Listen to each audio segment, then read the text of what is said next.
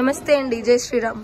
జై శ్రీరామ్, జై హనుమాన్. జై శ్రీరామ్, జై హనుమాన్. అయితే ఇప్పుడు ఎలక్షన్స్ లో నెక్స్ట్ టైం ఏ పార్టీ వస్తే దేశం బాగుంటది, మత గొడవలు జరగవు?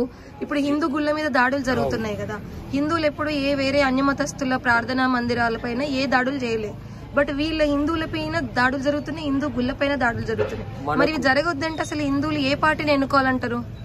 బీజేపీ గవర్నమెంట్ రావాలి, భారతీయ జనతా పార్టీ రావాలి. అక్కడ మోడీ గారు ఉండేపట్టుకనే ఈ రోజు మన దేశం ఒక ఇదిగా ఉన్నది.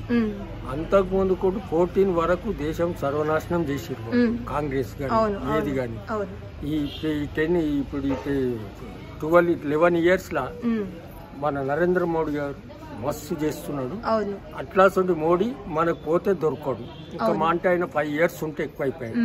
నెక్స్ట్ కూడా ఏంటంటే మనము ఏ స్టేట్ లో అయినా కానీ బీజేపీ రావాలి, భారతీయ జనతా పార్టీ. బీజేపీ వస్తే మిగిలిన అది సనాతన ధర్మం. ఇంకోటి ఏంటంటే బీజేపీ వస్తే అన్ని మతాలకు కూడా మంచిదే, అందరినీ సమానంగానే వస్తుంది. వాళ్ళు ముస్లింస్ కు మంచిగానే చేస్తారు, క్రిస్టియన్స్, హిందూస్ అందరినీ. మరి కాంగ్రెస్ వస్తే ఏంటంటే మొత్తం మత కళాలు అది ఇది. ఇంకోటి వాళ్ళకు అలా కాంగ్రెస్ లో రాహుల్ గాంధీ ఎవరికి పుట్టింది ముస్లింస్, ఇందిరాగాంధీ ఎవరు అంత భావాజాలం సనాతనం లేదు.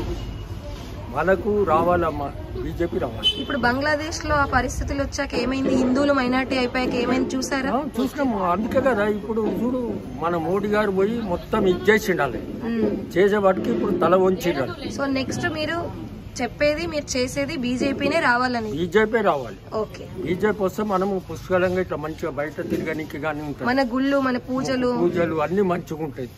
మనం ఇప్పుడు ఈ ధర్మాలు సనాతన ధర్మం ఇవి అనుకుంటే ఇళ్ళ తిరుగుడు కాదు, ఒక యూనిటీ కావాలి. అంటే హిందువులందరూ ఒకటి కావాలి. ఇప్పుడు మనం ఒకరిని చేస్తున్నారు అనుకో ముస్లిం, మనం 10 మంది పోవాలి. ఇప్పుడు వాళ్ళు ఏం చేస్తున్నారు, ముస్లిం ఒక్కరి మీద దాడి చేస్తే 30-40 మంది వస్తారు.